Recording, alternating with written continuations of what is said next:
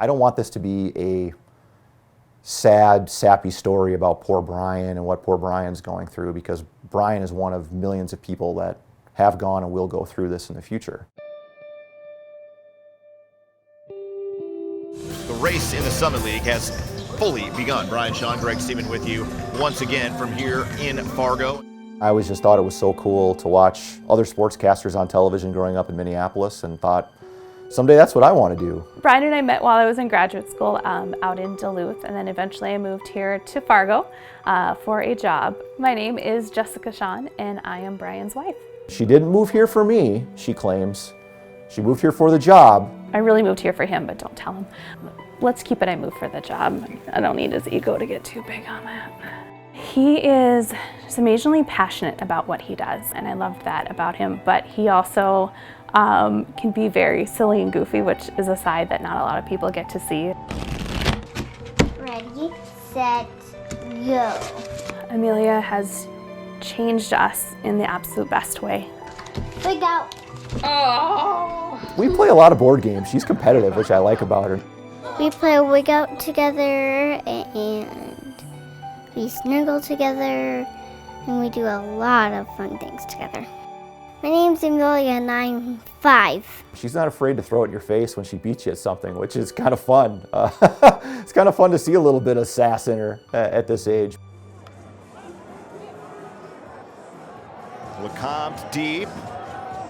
And at the wall, another catch, robbing a home run. When I met Brian back in 2008, I think I was, the first thing that caught my eye was just his professionalism. Yeah, there were some other jobs I had along the way too. I was a baker for a while, a donut fryer growing up.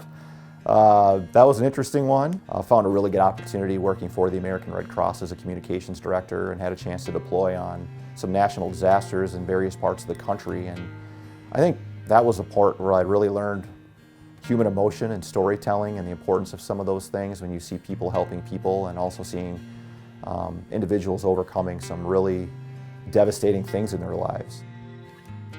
You know, I had been meaning to do genetic testing for a couple of years, and then I had my annual physical in October of 2020.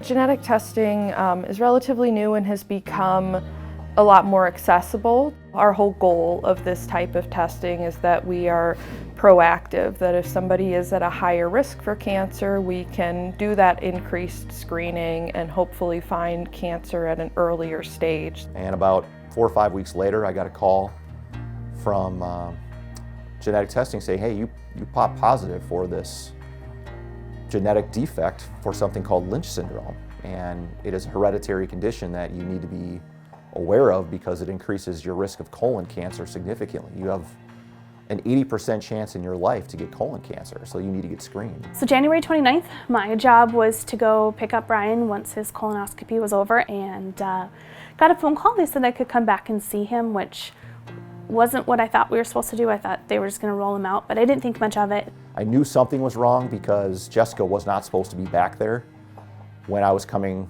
out of the anesthesia that they had given me. Then the doctor came in, introduced himself, and said, why don't we talk over here, and walked me to a different area. And I just had this wave of probably just fear. There's no reason they take you to another room unless it's bad news. And he told me that when they had done the colonoscopy, they found a tumor. And I asked, do you think it's cancer? And he said yes, they could already tell just from what they could see that it was cancerous and that it was aggressive. Brought him home, and it was about 2.5 hours later when he finally started kind of coming out of the medication, and I could tell that he was kind of ready to hear it. We sat down at our dining room table, and I held his hands and I said, I'm so sorry, but you have cancer. Everything really got flipped on its head at that point in time. Everything that I thought was okay, from being a perfectly healthy 42-year-old male, never taking a prescription medication, never having to go to the doctor for anything in my life, all of a sudden being a super sick 42-year-old that needs an emergency surgery to get my colon removed. It was tough. It was tough for us to tell Amelia. We weren't exactly sure what to tell her. We just talked about what cancer is and tried to explain it in words that she could understand. So we talk about red choices and green choices. Well, cancer is when you're not feeling good and when you're getting not, and when your cells are kind of making red choices. She handled it like a champ. She had great questions afterwards, and we really check in with her often to see how she's feeling. It was very close to spreading. It was just starting to come through my colon wall, and it spread to a couple of my lymph nodes, but fortunately had not spread to any other parts of my body, and I'm very, very fortunate because I was probably only a matter of months from that happening. We decided to have 70% of my colon just removed, and that was pretty concerning because you're talking about some lifestyle changes. It was such a quick turnaround from when we found out to when he went to surgery.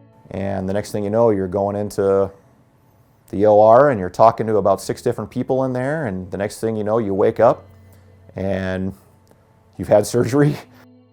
And I just remember the surgeon coming out and just giving me the update and telling me that it went as well as it could, and I was so thankful for that, and just got to kind of cry some tears of joy and relief just that phase of this journey was over. And now it's the long haul of chemotherapy and immunotherapy that I'm going through, and that is a 6-month process. It's hard to watch. I'm a fixer and a helper, and there's not a lot that I can fix and help right now. The thing with cancer is I don't feel like I have cancer. Like, do I really need all this stuff? We've, just really worked on making sure that he's okay both physically and also on the mental health part, which for him was going back to work much earlier than I wanted him to be. I would have loved for him to be home for a couple more weeks, but he doesn't do well sitting around the house. I like being around people. I like being around live events. I mean, that's why we all do what we do, and I don't want to stop doing that. Oh yeah, he's stubborn. Yep, and I would think that he'd be the first to admit, but he's stubborn. He wanted to get back and kind of show, I have no weakness. I can be strong and I can work just as hard as you guys, even though, I just had this serious surgery. It's hard when I think about the future. And, we're doing everything we can to give him the longest life that we can. Am I going to be around for all of that? Am I going to be around for all these milestone moments for my daughter? Am I going to be around for these family moments that we still want to have? And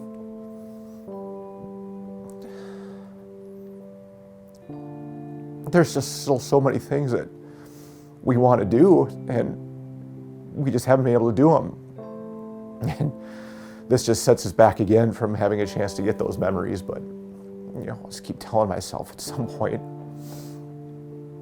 we're going to get past all this stuff, and we're going to be able to just live the life we really want to live and do the things we really want to do again. We know this just has to be our new normal for a few more months so that we can give him the best fighting chance that we can. I want to do this solely so people pay attention to their health. Get genetic testing, look into their family history, don't blow off your physicals, take care of yourself, because it can really happen to anybody. We don't want to talk about some of these things that are impacting us. We don't want to necessarily get vulnerable sometimes when we're talking about something like cancer. But we do need to talk about cancer, because cancer can hit our friends, it can hit our family members, it can hit our children, it can hit our parents, it can hit our grandparents. So we do need to talk about it, and we need to be open about it and try to prevent it as much as possible.